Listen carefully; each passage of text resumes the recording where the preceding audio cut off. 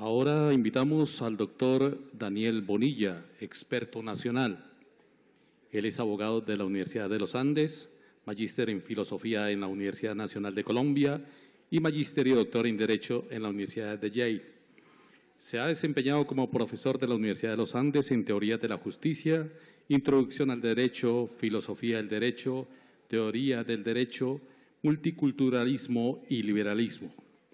En la actualidad es el director Grupo de Derecho de Interés Público GDIP.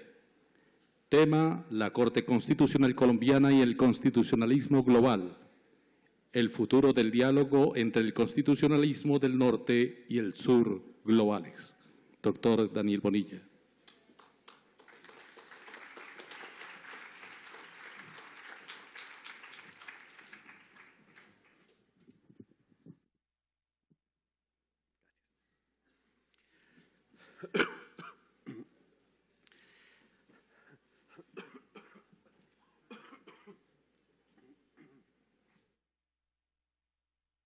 Antes de empezar con la exposición, quisiera agradecerle a la Corte Constitucional, en particular a su presidente, por la amable invitación a participar en este evento. Realmente es un honor para mí tener la posibilidad de estar hoy con ustedes y de discutir estos temas de interés común. En esta exposición quisiera defender las siguientes dos tesis. La primera, pensando en los retos, que es el tema que reúne a los expositores de este panel, tiene que ver con el deber que tenemos de crear un conocimiento jurídico ambiental propio. Esto es, deberíamos tener en cuenta las relaciones entre saber y poder y abrir caminos que determinen la creación de una conciencia jurídico-ambiental propia que se aleje de la mera reproducción de conocimiento jurídico-ambiental elaborado en otras latitudes, particularmente en el norte global. Este conocimiento jurídico-ambiental propio debería tener en cuenta nuestro carácter híbrido, el carácter híbrido de nuestras tradiciones jurídicas y las necesidades jurídicas ambientales particulares que aquejan a nuestras comunidades. Por ejemplo, la relación particular que en nuestro contexto debería tener el principio de democracia, el derecho a un ambiente sano y el desarrollo, o cuál debería ser la relación particular entre seres humanos y naturaleza. En esa medida, entonces, deberíamos estar atentos, deberíamos imponernos como un reto la producción de teoría jurídica, de doctrina jurídica y de prácticas jurídicas contextuales, críticas y que surjan inductivamente, es decir, que surjan de las circunstancias particulares que aquejan a nuestras comunidades, que tengan en cuenta las particulares necesidades ambientales de nuestra comunidad política y que tengan en cuenta los distintos principios que están en tensión y la manera como deberíamos cargarlos de sentido. Este nuevo conocimiento jurídico ambiental creo que puede tomar las siguientes tres formas. La primera sería la de una reinterpretación del canon existente, es decir, abrir espacio para que el sur global y particularmente Colombia, sus académicos, sus instituciones y particularmente su Corte Constitucional tenga la posibilidad de entrar en este diálogo global sobre el constitucionalismo ambiental como un par y tenga la posibilidad de aportar, de contribuir interpretaciones a las categorías que componen a ese canon. La segunda alternativa es la de la expansión del canon, es decir, ya no se trata simplemente o únicamente de jugar con las herramientas, con las categorías conceptuales que el canon ofrece, sino tratar de incluir nuevos elementos que provengan de nuestro contexto a ese canon. En el primer caso podríamos pensar, por ejemplo, en la interpretación que ha hecho la Corte Constitucional sobre la consulta previa, que se aleja de lo que podríamos llamar una interpretación procedimental de esta figura, que se aleja también de lo que podríamos llamar una interpretación liberal monista de la misma y que ofrece una interpretación muy rica que podríamos calificar de liberal, pluralista, multicultural. En el segundo caso, en la expansión del canon jurídico-ambiental, pensaríamos, por ejemplo, en la inclusión de la idea de derechos de la naturaleza, es decir, hacer un uso de la categoría de derechos, que es parte de este canon, pero pensar en otorgárselo a una realidad que usualmente se ha calificado como fuera de este discurso específico. La tercera opción, mucho más retadora, mucho más exigente, sería la creación de un nuevo canon que tenga específicamente en cuenta nuestra historia y que recupere, por ejemplo, reinterpretándolo, el pasado prehispánico en materia ambiental. Estas tres alternativas ciertamente no son excluyentes, pero cualquiera de ellas exige una serie de trabajos por parte de los distintos miembros de la comunidad jurídica, particularmente de activistas, de académicos y de instituciones como la Corte Constitucional. Ahora bien, es importante también, como parte de este reto que deberíamos enfrentar colectivamente, el posicionamiento de este conocimiento jurídico-ambiental nuestro, propio, en la medida en que en las relaciones norte-sur, como se habló en el panel de ayer en la tarde, están en juego muchas de las cuestiones ambientales que afectan a un país como Colombia. Y si el saber que determina nuestra conciencia jurídica ambiental no está compuesto parcialmente, por lo menos, por nuestras categorías, la manera como pensamos los problemas ambientales, la manera como creemos que esos problemas ambientales deben ser resueltos, la manera como esos problemas y soluciones se relacionan con otras categorías no ambientales, van a estar determinadas por un conocimiento creado en otras latitudes, que por más buena fe que se tenga, surge de unas características económicas, culturales, políticas, que son distintas a las nuestras. Ahora bien, para afilar un poco más la tesis, quisiera decir que no estoy promoviendo una especie de retorno nativista que aísle nuestra conciencia jurídica ambiental de las contribuciones que se han hecho a lo largo de la historia, particularmente que vienen del norte global. Lo que propongo es que nuestra interacción con esa narrativa, con ese discurso, sea una interacción distinta, no una interacción de difusión y de reproducción, sino una interacción crítica que nos permita al mismo tiempo concebirnos como individuos que podemos transformar esa narrativa y que podemos entrar como pares con aquellos que han estado construyendo históricamente a la misma. La segunda tesis hace referencia a la idea de que la Corte Constitucional, las organizaciones sociales y la academia jurídica en Colombia deben hacer un mayor y mejor uso del derecho internacional ambiental. Creo yo que la puerta está abierta a partir del concepto bien conocido de bloque de constitucionalidad, pero creo que todavía no se ha explorado todas las posibilidades que abre el derecho ambiental internacional para lograr un balance adecuado de los principios que generalmente están en tensión cuando encontramos conflictos ambientales. Sin embargo, este uso estratégico del derecho internacional debe tener en cuenta cuáles son las debilidades que este derecho internacional tiene. Por un lado, en sus procesos de creación y por el otro lado, en las teorías que típicamente han justificado a este derecho internacional ambiental. Para justificar estas dos tesis, quisiera dividir entonces mi exposición en dos partes. En la primera quisiera evidenciar las relaciones entre el constitucionalismo moderno y la producción de conocimiento jurídico, particularmente de conocimiento jurídico ambiental.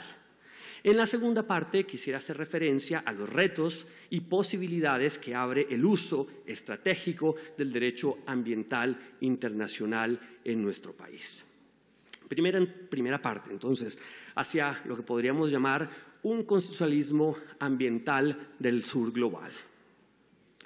La gramática del constitucionalismo moderno, creo yo, controla nuestra imaginación jurídico-política, Determina el rango de preguntas que nos resultan inteligibles y el rango de preguntas que nos parecen razonables. Esta gramática gira en torno a una serie de acepciones, a una serie de usos en torno a categorías clave como autogobierno, ciudadano, ciudadanía, derechos, igualdad, ciertamente naturaleza, soberanía popular y lo que podríamos llamar progreso, que en términos contemporáneos sería desarrollo o desarrollo sostenible, cualquier nuevo concepto que recoja esa vieja acepción del progreso. En esta medida, entonces, esta gramática del constitucionalismo moderno articula, determina las preguntas que son comunes en nuestras comunidades políticas. Cuestiones como, por ejemplo, la relación entre Estado, nación y diversidad cultural, o las preguntas por la relación, los nexos, las tensiones entre democracia, desarrollo y medio ambiente, o los criterios para determinar la legitimidad del Estado, están condicionadas por esas reglas y principios que constituyen la gramática del constitucionalismo moderno.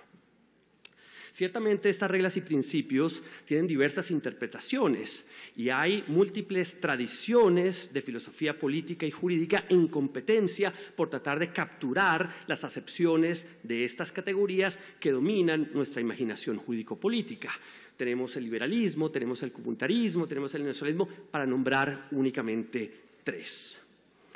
Ahora bien, esta gramática del constitucionalismo moderno, creo yo, tiene sus orígenes en un pequeño grupo de filósofos políticos y de filósofos jurídicos o filósofos del derecho, fundamentalmente europeos o europeos norteamericanos.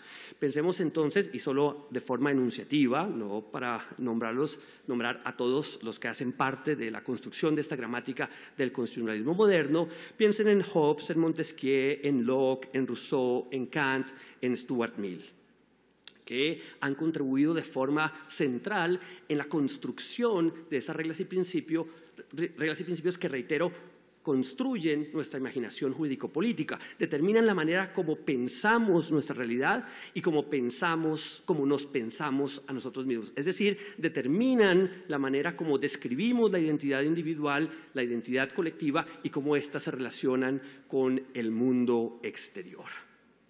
Ahora bien, este conjunto de reglas y de principios que componen la gramática del constitucionalismo moderno están continuamente siendo interpretados y reinterpretados. Contemporáneamente lo que vemos es un intento por usar esas categorías para enfrentar problemas típicos de las comunidades políticas contemporáneas. No obstante, el número de intérpretes que podríamos considerar legítimos, que típicamente se consideran legítimos, autorizados para cargar de sentido esa gramática del constitucionalismo moderno, para adaptarla a las realidades de las comunidades políticas contemporáneas, es relativamente pequeño y está fundamentalmente ubicado en el norte global. Pensamos entonces en instituciones como el Tribunal Constitucional alemán, pensamos en la Corte Suprema de Justicia estadounidense, pensamos en la Corte Europea de Derechos Humanos y pensamos en autores muy bien conocidos para nosotros como Rawls, como Nozick, como Taylor. Ahora bien, debajo de este primer nivel de instituciones y autores legitimados para cargar de sentido esta gramática del constitucionalismo moderno, existe un sinnúmero de instituciones y autores que están en este mismo proceso por llenar de contenido esa gramática. Sin embargo, la cuestión es que las instituciones del sur global y los académicos del sur global ocupan un lugar marginal en este diálogo global por cargar de sentido estas categorías. Y esto es muy grave, no es simplemente una cuestión teórica que le interesa a ciertos académicos, sino que tiene unos efectos prácticos muy importantes. Para conectar este punto con el inicio de mi presentación y la enunciación de mi tesis, este conocimiento, este cargar de sentido de la gramática del constitucionalismo moderno determina la manera como pensamos los problemas. Aún más, determina qué es lo que consideramos un problema ¿Y cuál es el problema que resulta un objeto de estudio legítimo? Al mismo tiempo, determina el rango de posibles soluciones al mismo. Para ilustrar el punto, hago referencia, por ejemplo, al fracaso de la Cumbre de Río para redactar un tratado sobre cuestiones forestales. Porque por un lado teníamos los países del norte global indicando que los recursos naturales del sur debían considerarse, por lo menos algunos de ellos, como la Amazonía, deberían considerarse como parte de la herencia de todos los seres humanos y, por tanto, que los individuos y las comunidades políticas del norte global deberían tener relevancia, deberían tener influencia en cómo se concebía y cómo se regulaba esas realidades. Por el otro lado, para el sur global era una cuestión de soberanía nacional y era una cuestión que involucraba no solamente la protección de la naturaleza, sino involucraba también cuestiones como reducción de la pobreza, desarrollo económico, etcétera, etcétera, etcétera, que no aparecían dentro del esquema conceptual que determinaba las posiciones político-jurídicas del norte global.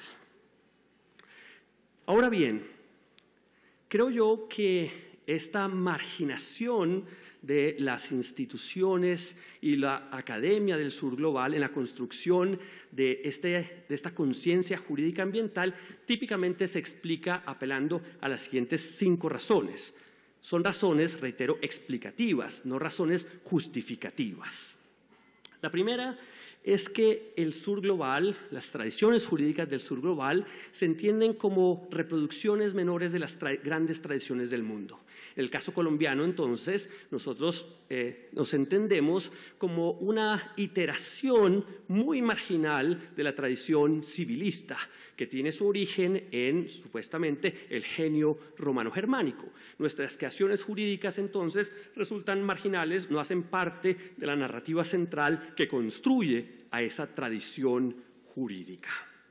En esa medida, entonces, las construcciones sólidas, ricas, complejas, que genera una institución como la de la Corte Constitucional colombiana se llevan a las márgenes en la medida en que no entran en el radar de lo que se podría considerar como conocimiento jurídico original, como conocimiento jurídico sólido que permitiría entender, en el caso que nos ocupa en este panel, las cuestiones ambientales, que nos permitiría entenderlas, que nos permitiría resolver los problemas que en ocasiones se generan.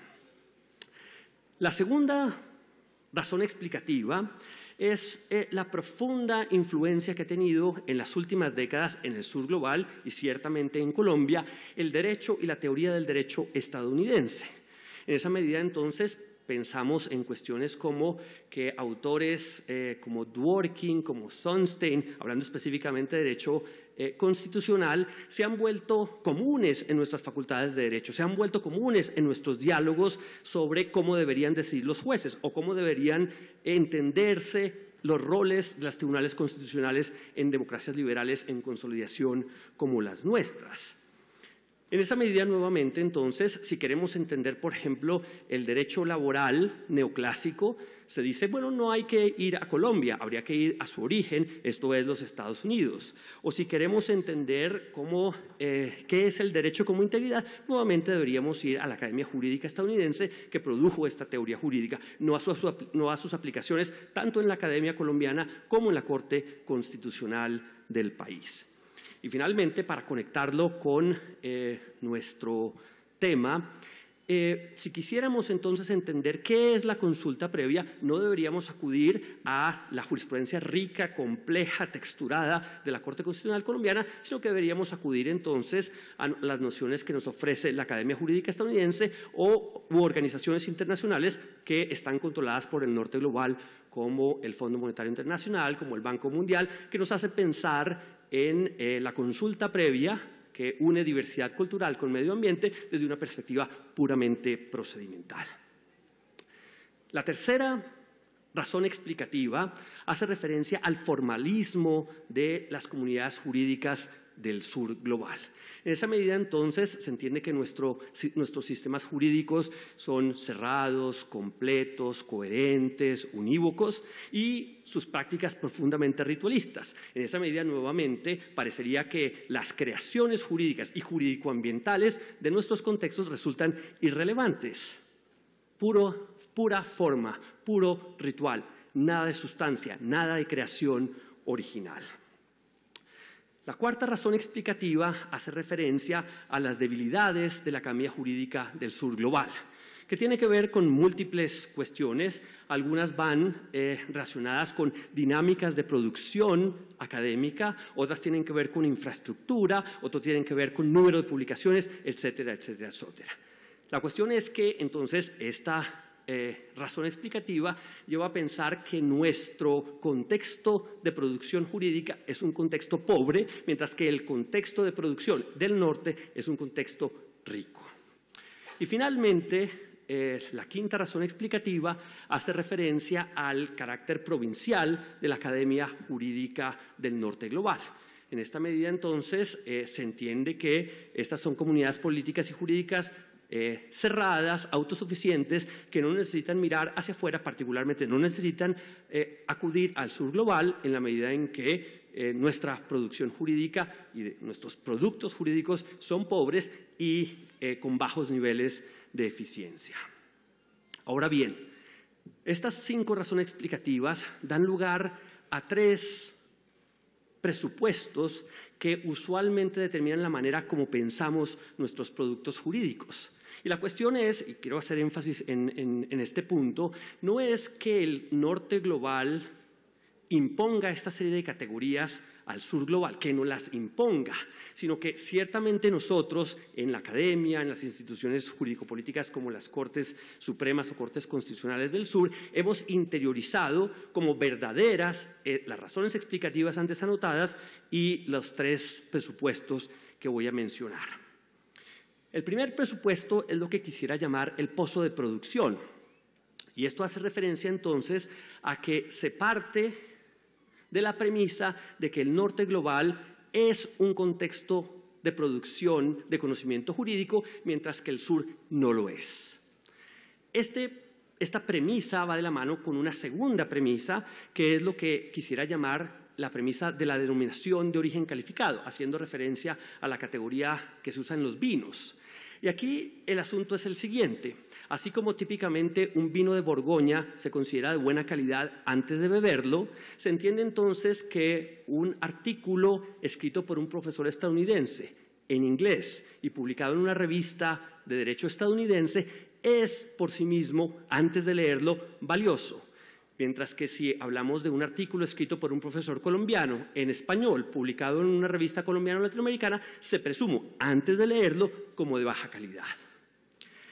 La tercera premisa es la que he llamado la del operador efectivo. Y aquí el argumento es que el conocimiento jurídico creado y legitimado se entiende que es únicamente usado de manera eficiente y ética por parte de los operadores jurídicos del norte. Nosotros en el sur somos ingenuos en términos éticos o claramente violadores de las reglas éticas que hay sobre el uso del conocimiento jurídico y somos muy poco eficientes en el uso de ese conocimiento. Es decir, nuestro uso no genera impactos en la realidad. Ahora bien, estos argumentos, creo yo, y estos presupuestos a la vez iluminan y oscurecen una realidad que es profundamente heterogénea. Por un lado, creo que es cierto que nuestras comunidades jurídicas han sido afectadas durante un tiempo largo por el formalismo jurídico. Es cierto también que nuestras comunidades jurídico-académicas tienen debilidades, en ocasiones debilidades notables. Es cierto también que el norte global es profundamente provincial, centrado en sí mismo y que pone poca atención al conocimiento que generamos nosotros. Sin embargo, al mismo tiempo, estos presupuestos y estos argumentos explicativos oscurecen la heterogeneidad que existe en nuestros países y particularmente en nuestras comunidades jurídicas. Por un lado, se pierde de vista que la conciencia jurídica latinoamericana no ha sido únicamente formalista, que efectivamente ha sido determinada por otras visiones del derecho, otros conceptos del derecho ricos, complejos, texturados, distintos, reitero, a ese formalismo. También pierde de vista que en nuestras comunidades jurídicas hay espacios, hay nodos de producción tremendamente ricos, producción de conocimiento jurídico, que son más fuertes que los que existen en algunos lugares del norte global. Y finalmente, que hay espacios institucionales, como el de la Corte Constitucional Colombiana, en donde hay una producción tremendamente compleja que en algunas áreas tiene unos niveles de eficiencia notables. Ahora bien, ¿cuáles son las consecuencias negativas que generan estas dinámicas norte-sur en relación al conocimiento jurídico, particularmente en cuestiones ambientales? Por un lado, que nos entendemos, es decir, es un proceso ya de cómo nosotros describimos lo que hacemos, ¿cierto?, como reproductores y difusores de una conciencia jurídica ambiental que está siendo creada en otras partes. Evidentemente estoy generalizando, ciertamente hay excepciones, pero estoy haciendo referencia a lo que podríamos llamar el promedio, digamos, de individuos y prácticas e instituciones en el sur global en relación con esta materia. En esa medida, entonces, no nos consideramos y no nos consideran como creadores de conocimiento jurídico ambiental.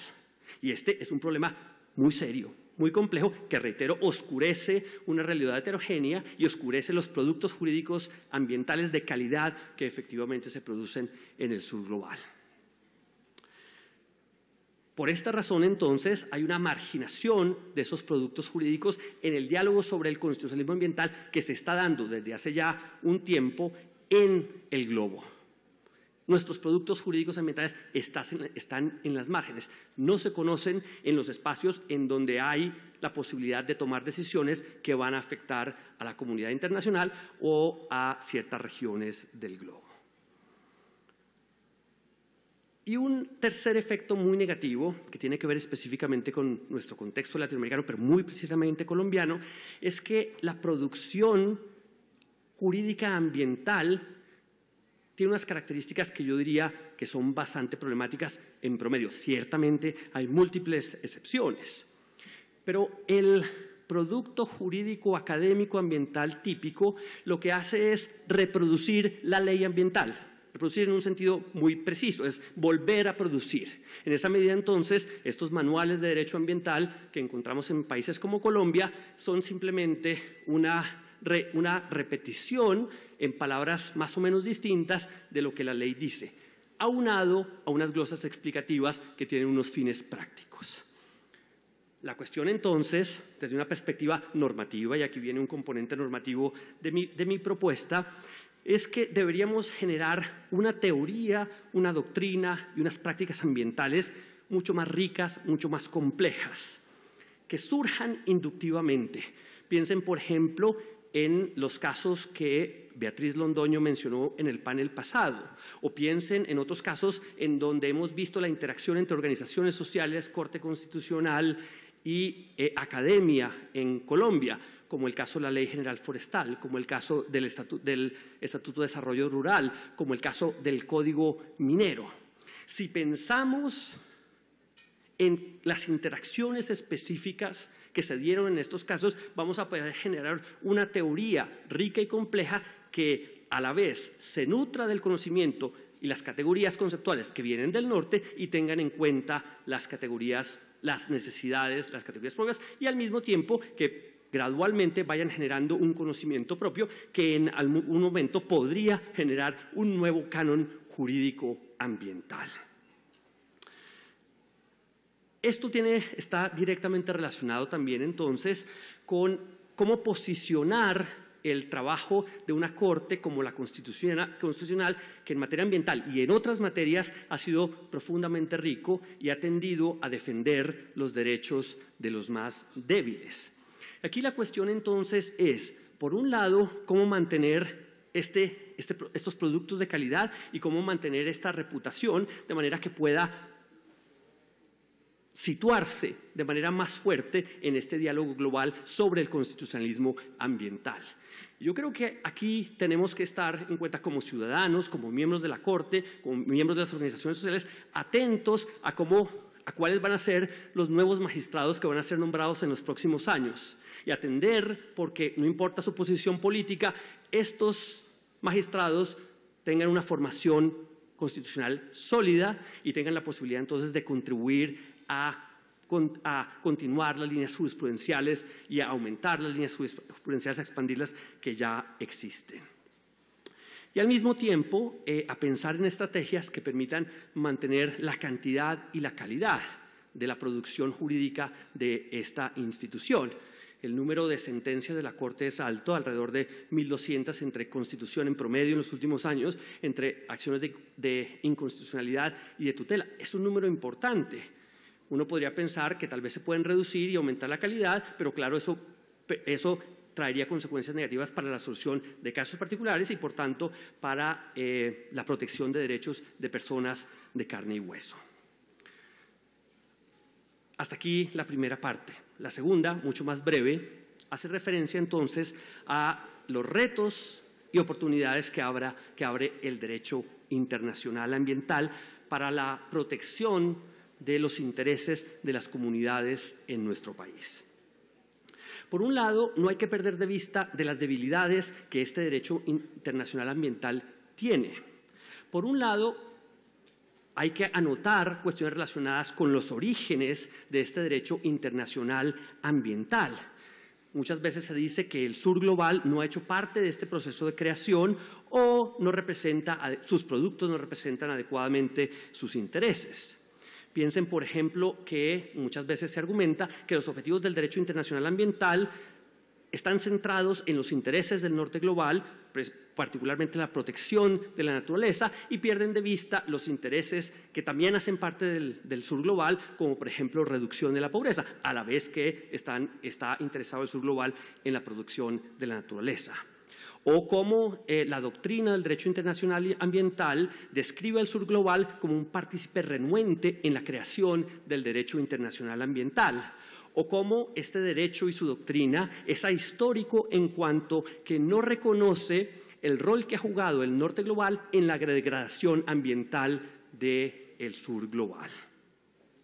Estas debilidades también hacen referencia a las teorías justificatorias del derecho internacional ambiental que intentan romper los nexos entre derecho y política que efectivamente existen, presentar a este derecho internacional como neutral y en esa medida entonces conectarlo con una tradición específica dentro del liberalismo político. Y finalmente, críticas que vienen del feminismo, que dicen que el derecho internacional es androcéntrico, que usualmente este derecho internacional ambiental recoge una visión patriarcal que determina una relación específica entre seres humanos y naturaleza, olvidando que las mujeres plantean una relación distinta entre estas dos categorías. Ahora bien, estas críticas yo creo que hay que tenerlas en cuenta, pero al mismo tiempo que creo que el derecho internacional ambiental tiene unos poderes inmensos que podríamos llamar poderes emancipatorios o de resistencia para la protección de los intereses de las comunidades en un país como Colombia. No obstante, para su uso estratégico es necesario, por un lado, un mayor diálogo entre las cortes, las organizaciones sociales y la academia. Es necesario poner más atención a la doctrina y a las herramientas específicas que este derecho internacional ofrece y que ya han sido incorporadas al derecho colombiano. Y para conectar este tema con el anterior, esta tesis con la anterior, es fundamental que el análisis que hagamos de este derecho internacional debe surgir inductivamente, debe surgir a partir de las necesidades, contextos, problemas específicos que tenemos. Para terminar, quisiera simplemente mencionar por qué sería útil apelar a este derecho internacional ambiental para la protección de los intereses de nuestra ciudadanía. Por un lado, porque permite, a través del bloque de constitucionalidad, generar un diálogo entre lo local y lo global. En segunda instancia, porque la legitimidad que tiene el derecho internacional ambiental se puede trasladar a las decisiones que puede tomar una corte como la constitucional en Colombia. En esa medida, entonces, esas decisiones que protegen a los ciudadanos serían entendidos como fruto, como consecuencia de un amplio acuerdo internacional que se tiene sobre la materia, y no simplemente como el capricho de unos pocos jueces no elegidos que están en una corte constitucional. La tercera razón por la que resulta útil apelar a este derecho internacional ambiental es por cuestiones cognitivas, esto es, porque se reducen los costos de tiempo y energía para la articulación de argumentos que permitan la defensa del medio ambiente o que permitan un adecuado balance entre el ambiente como principio o como derecho y los otros principios que generalmente entran en conflicto con el mismo. Ya están estas herramientas, ya hacen parte del discurso jurídico global, están a disposición de las organizaciones sociales, de la Corte Constitucional, de los académicos. Y finalmente, porque permite una alianza entre organizaciones locales, instituciones locales y organizaciones locales, academia e instituciones internacionales, de manera que se unen esfuerzos y todos ellos halen hacia el mismo objetivo, esto es, un adecuado balance de los distintos principios que entran en tensión cuando nos enfrentamos a un conflicto ambiental. En síntesis, entonces, tenemos dos retos grandes, uno muy abstracto, uno muy preciso, pero que están interconectados. Por un lado, la creación de un conocimiento jurídico ambiental, de una conciencia ambiental que parta de categorías conceptuales que surgen inductivamente.